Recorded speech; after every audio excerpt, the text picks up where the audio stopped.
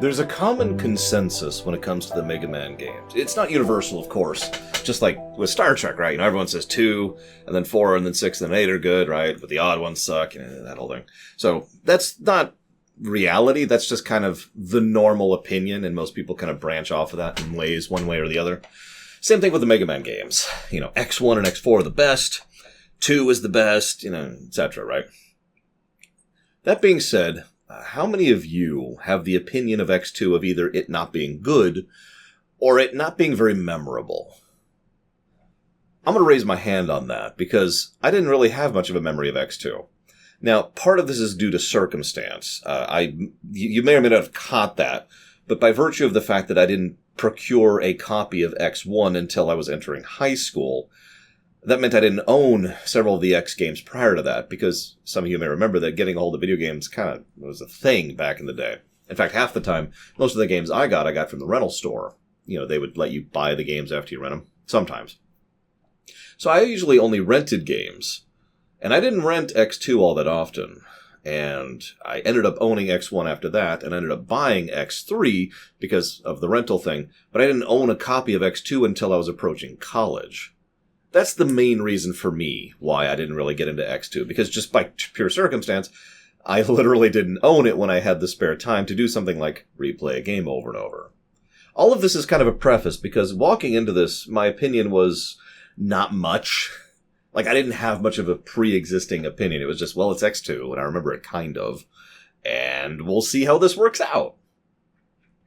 Apparently, this was really crammed out the door. This was being worked on at the same time as Mega Man 6, behind the scenes, obviously, since that's how production cycles work, because release dates are their own thing. And this was also something that they were workshopping some other stuff around behind the scenes. And apparently, take this with a grain of salt, but Inafune himself has said several times that he had this plan from X2 specifically leading up to X5, which was going to lead into the Zero series, because he always wanted to kind of push that out angle. I'm not sure how much I believe that, given all the other information I've learned. I think it's more likely that what was happening was he was taking the ideas that was staying here and running with it. It's also worth noting Inafune personally took several steps back from the production of X2 and allowed the other teams to do their own thing. They also brought in some new people who never worked on a Mega Man game before with X2. Side note, before I get too much into the weeds, most of the 8 bosses are actually pretty fun and interesting in this game. And then there's the X Hunters who are not. Then there's the 8 stages, which are fun and interesting, and the X stages, which are not. Which group, and I don't know, but out of curiosity, which group do you think worked on which? Because there's a definite difference in vibe and tone between the X-Hunter stages and the Maverick stages, the main 8 stages. It's interesting to analyze, because on the one hand you might say, oh, well, clearly the Mega Man vets worked on the good stages. It could also be the flip of that, though. It's possible the New Blood were the ones who were like, oh, let's mix this up and make some cool stuff, and the Mega Man vets were the one who made the boring stuff. I didn't actually give a negative for any of the X-Hunter stages or the X-Hunters themselves, but I didn't give any positives for them. And that says a lot when stages and bosses are kind of the bread and butter of a Mega Man game. Anyways, getting into this game proper, one of the things I do like about this, and this is something I did know thanks entirely to speedrunners, is that the ceiling cap on this one, the ceiling cap? Really, Lore? The skill ceiling in this game is a little bit higher than it is back in X1. Well, there's a lot of insane stuff you can do in X1. In X2, there's a lot of insane stuff you can do constantly. A lot of the weapons give you additional options when it comes to movement and navigation, which I think was a great move, and something that I kind of want to see more of when it comes to Mega Man games in general. Having weapons that can interact with enemies is neat. Having weapons that can change the terrain, or change enemies, or grapple, or make new platforms, or slow down time, or whatever, that's awesome. And there's a lot of that in this game. The weapons are very smartly designed and have some great utility. There are actually a lot less weapons and a lot more tools, but I actually think that works for a Mega Man game. As I've said many times, well, Mega Man platformers are their own thing, what I usually mentally refer to as precision platformers. they lean more Zelda than most other things. And I do think that's a good thing. Gimmicky bosses with their own patterns and movements and the approach to how you do the level design and blah, blah, blah. Just stuff like that. It's good. I like it. And I do think Mega Man games leaning into gimmicks is a good thing, too. And several of the gimmicks of most of the stages in this game are quite good.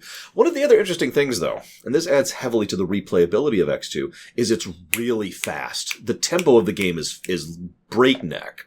Technically, we took longer on this game than X1, but I know X1 inside and out. I've sped run that game many times. I'm not sure we game overed at all in X1. We game overed like 6 times in X2 because I just kept running into walls of bosses that I didn't know the patterns on.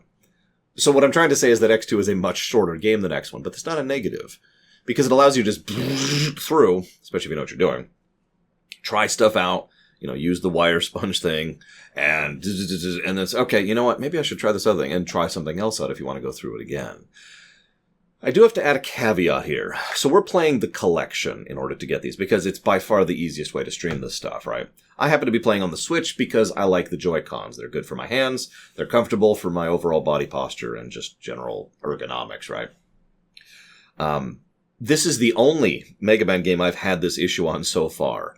So it's not with the console, it's not with those controllers. But this game in specific had several issues with input delay and input dropping. I did a little looking into it off camera, and several people on camera in the chat confirmed. Apparently, just this one collection, which is the original X collection, so it's X1 through 4, has this issue.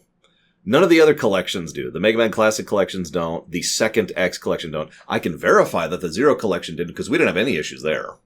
So be warned if you do pick that up. And that's universal, by the way. That's not the Switch. That's the same issue with the Xbox, the PlayStation, PC, and Switch. It's just a problem with how they designed it.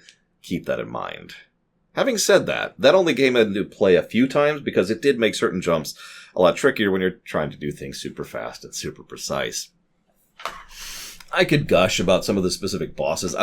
Flame Stag is actually one of my favorites. There's so many things he can do, and he can chain his attacks into his other attacks. I also like how they got rid of one of the big problems I had with X1.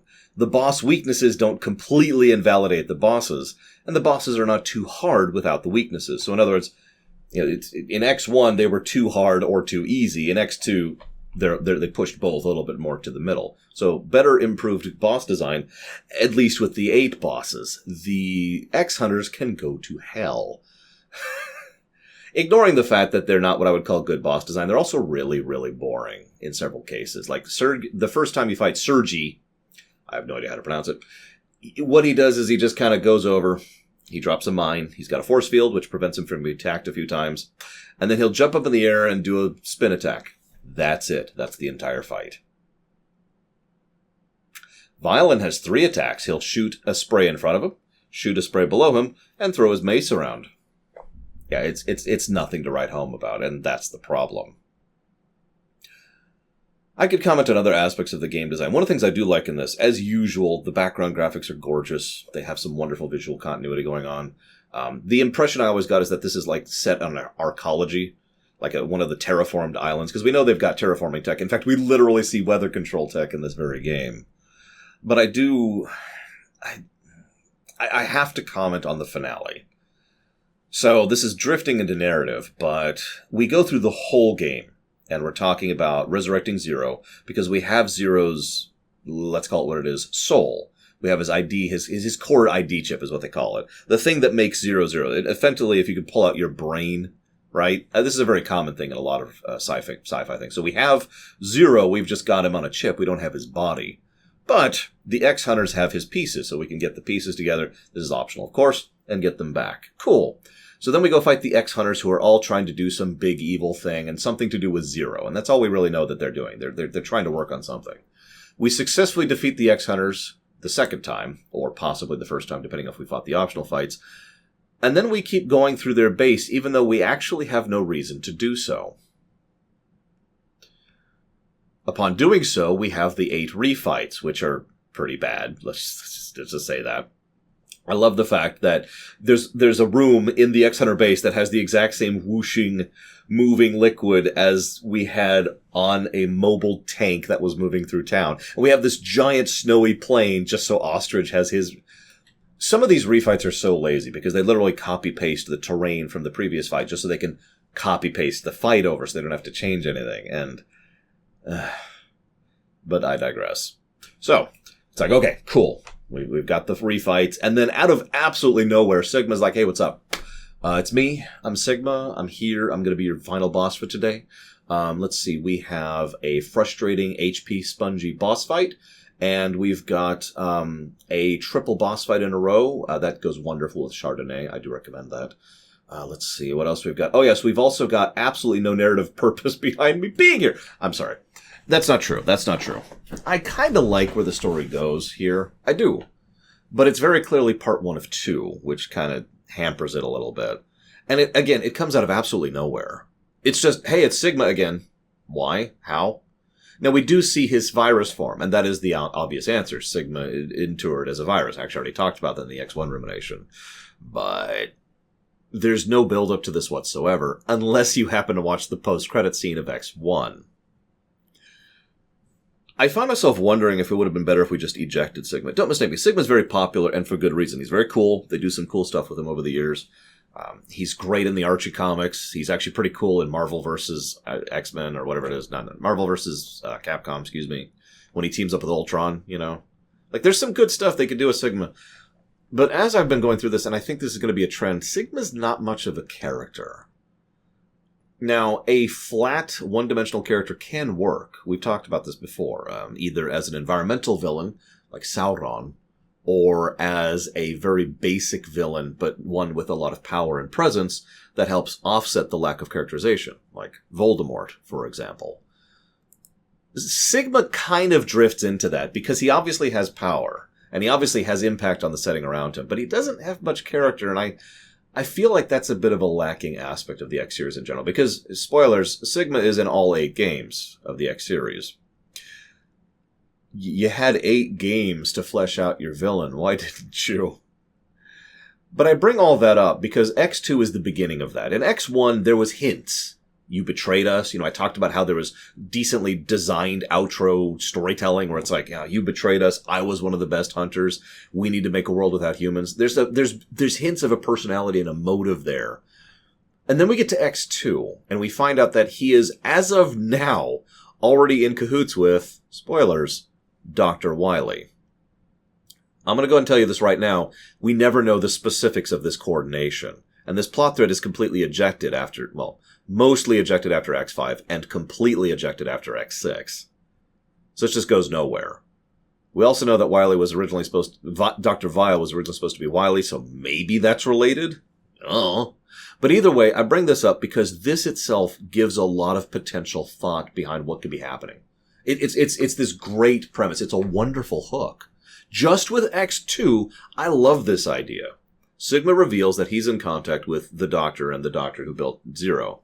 I was like, oh my god, has Dr. Wily been hiding? Like, we already see that Dr. Light still has influence, probably as some kind of cyber elf or AI amalgam based on him, you know, something like that. Because I doubt those are pre-recorded messages, right? So maybe Dr. Wily is doing something similar. Maybe he uploaded his consciousness somewhere. Maybe he's totally Sergius. I don't believe that theory, for the record. I know I keep pronouncing his name differently. It's because I have no idea how to pronounce his name. Sergi is what I called him because screw that fight. My personal take on this, let me go ahead and give this. This is 100% headcanon. Let me just be clear about that. But I like the idea that Dr. Wily, after Dr. Light just kind of passed away and uploaded his brain into whatever he uploaded it into, I like the idea that Dr. Wily did the same thing. He's like, well, I'm going to keep going too. But he was quieter about it. And he ended up, well, let's call it what it is, kind of kickstarting the Reploid revolution. After all, why does that happen? So, remember, this is the Mega Man universe. They have robots everywhere. Why would Reploid suddenly kick off and be this big thing? Now, I came up with 2 headcanon solutions to that. One is maybe after the Wily Wars, robots went on a downswing. People started pushing, against robots, like we've had happen in real life several times with certain aspects of media or certain technology. It's like, we don't want to have anything to do with that. 30 years, 40 years, 50 years pass, and everyone's like, robots would be awesome, and then I'd have to work less, and it'd be cool. So everyone buys the Reploids. But the other idea is Dr. Wily might have actually been pushing that. Maybe he had the capital from however many years of acting as an AI, to be able to literally fund Dr. Kane building all his Reploids, building all the infrastructure and distributing them across the world, to the point where Reploids are so infested, wrong word, so infused, so immersed. I like enmeshed, with the rest of society, that they are considered normal by the time X1 begins. By the time X4 comes around, there's an entire military force entirely staffed by Reploids and nothing else. Think about that for a second. Think about what that means. Think about how long that took to do and build and set up and who authorized that and why. There's a lot of implication in the backstory and world building. And honestly, I'm not sure if the actual writers thought about any of this. They might have. I don't know. I don't have any information on that. That's why I'm just kind of sharing this in this sort of speculative bubble we're in here. Because there's a lot to think about. But I don't have any answers. I do have a question, though. I completely spaced on talking about this during the X1 Rumination. One of the things I want to do, and I've been doing this on the stream, as we've been playing through the game, I challenge everyone, when you hear your favorite song from a particular Mega Man game, say something, right? And I said that I said that on the live stream, I said it in the VODs. I'm going to say it to you, for those of you who only watch the Ruminations and don't actually watch our live streams. What's your favorite song? Now, I'll go ahead and give it away, because I like sharing too. My favorite song in X1 is the Armored Armadillo stage. Love that song. And my favorite song in X2, now that we're here, is the first X-Hunter stage. The first one that plays when you get to the first stage. It's cool. I like it. And I'm going to keep doing this, and I encourage you to do this if you feel so inclined, if you want to share. Otherwise, I do hope you've enjoyed this rushed rumination. God, that freaking last Sigma fight was so terrible. It's an HP sponge from hell. There's just so much HP the guy has, and it's ridiculous. But anyways, tomorrow we'll be starting X3, and I'm very curious how that one's going to line up. And then probably, honestly, Friday, I think, we'll probably get to X4. That'll be a treat. But I hope to see you for it next time.